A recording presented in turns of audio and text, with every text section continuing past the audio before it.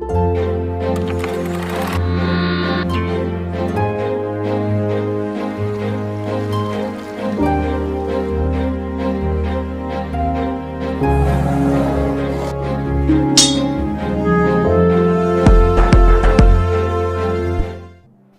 Império de Axum, ou também conhecido como Império dos Axumitas, foi um poderoso império africano que se desenvolveu no norte da atual Etiópia e abrangia os territórios da Eritreia, Djibouti e Sudão, bem próximo ao Mar Vermelho e ao rio Nilo. No seu auge, o Império Axumita se estendeu por grande parte do sul da Arábia. As origens desse império se referem ao povo Axumita, que se estabeleceu na região por volta do século V a.C., na cidade de Axum, e logo passaram a conquistar outras áreas próximas, cobrando tributos dos povos derrotados. O nome Axum ou Aksum deriva de uma combinação de palavras locais, a palavra Agai para água e a palavra Ge'ez para oficial Shum. A referência de água é devido à grande presença de cisternas de rochas antigas na área da capital em Axum. Há outras versões que dizem que o nome Axum possui raízes semíticas e que significa jardim verde e denso, cheio de gramas. O ouro adquirido dos territórios do sul sob o controle do império ou através dos espólios de guerra, além do marfim adquirido, eram as principais exportações de Axum. Outros bens exportados incluíam sal, escravizados, tartaruga, incenso, chifre de rinoceronte, obesidos e esmeraldas.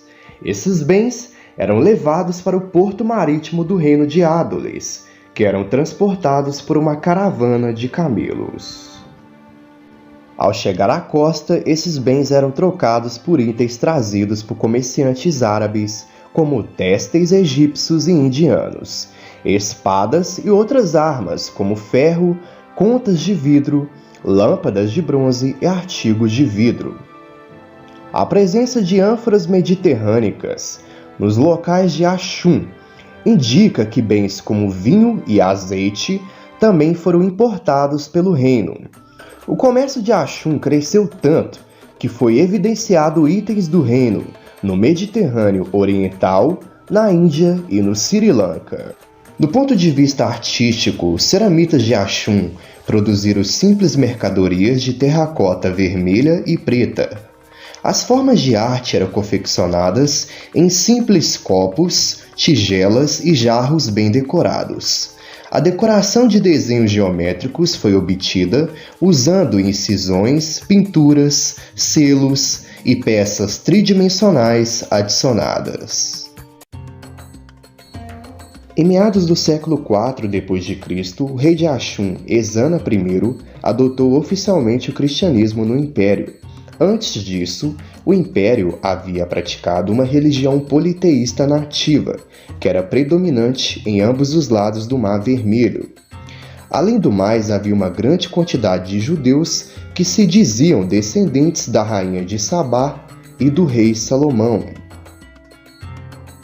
Comerciantes e missionários egípcios trouxeram o cristianismo para a região durante os primeiros séculos do primeiro milênio depois de Cristo, e a aceitação oficial por Axum pode ter ocorrido porque o reino tinha importantes conexões comerciais com as províncias do norte da África, que na época estavam sob o domínio romano. Além do mais, havia diversas relações diplomáticas diretas e também comerciais entre Axum e Constantinopla, e isso pode ter acarretado na adoção do cristianismo pelo império. A forma do cristianismo em Axum era bem semelhante à adotada no Egito copta, mesmo quando o Islã chegou à região por volta do século VII d.C. Igrejas foram construídas, mosteiros e traduções foram feitas da Bíblia. Após a conversão do rei Ezana I, toda a região da Etiópia e grande parte da região da Núbia recebeu uma forte influência do cristianismo. E a maior parte da população também se converteu, tornando Axum um império eminentemente cristão. Diversas igrejas foram esculpidas na rocha, e foram construídas de maneira que até hoje é muito difícil explicar.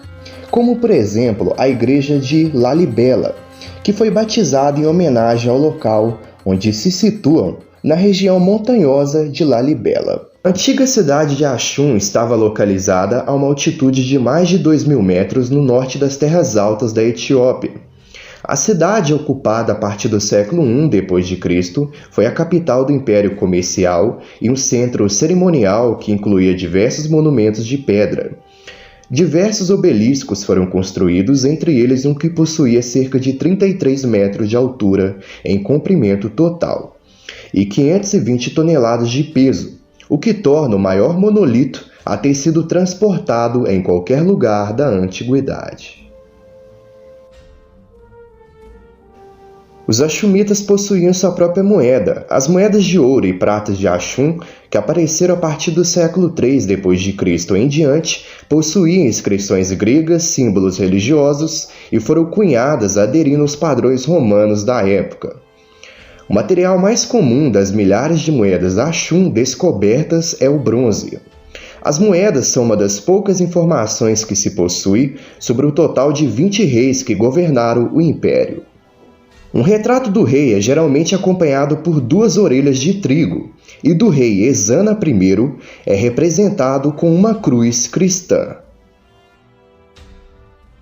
O Império de Axum atingiu seu auge por volta do século III d.C. Nessa altura, Axum já havia dominado o Iêmen, no sul da Arábia, bem como a Somália, no sudeste, e várias tribos menores ao sudoeste. Tribos subjugadas eram obrigadas a pagar impostos na forma de centenas de cabeças de gado, como indica as inscrições axumitas. Os governantes de Axum chamavam a si mesmos de Rei dos Reis, o que sugeria que os governantes conquistados poderiam continuar reinando sobre seus próprios povos, embora sob a autoridade e submissão do Império Axumita. Em meados do século IV d.C., o reino de Axum acabou atacando a capital do reino de Kush, conhecida como Meroé, situada no atual Sudão. O ataque supostamente foi devido à disputa de controle de comércio de marfim na região. Outro período de grande expansão do império foi durante o reinado do rei Caleb I, no primeiro quarto do século VI d.C. O império chegou a controlar um território comercial de suma importância. Investidas também foram feitas no Iêmen, apoiadas inclusive pelo Império Bizantino. O rei de Iêmen estava frequentemente perseguindo os cristãos na época, o que também motivou o rei Caleb I a enviar forças para barrá-lo, e saindo vitorioso, o rei Axumita deixou uma guarnição substancial no local, além de instalar um vice-rei que governou a região. A queda do Império Axum aconteceu em um longo declínio a partir do século VI d.C., devido ao uso excessivo de terras agrícolas.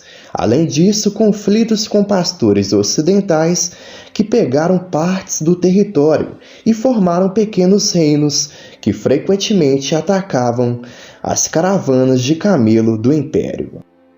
Além disso, a política dos reis de Axum de permitir que os chefes tribais conquistados possuíssem autonomia acabou custando muito caro e resultou em inúmeras rebeliões internas. Além disso, por volta do século VII, houve uma forte competição pelas redes do comércio do Mar Vermelho de muçulmanos árabes, em decorrência do eminente declínio do Império de Axum no final do século VIII d.C., por volta do século X, o Império de Axum chegou ao fim.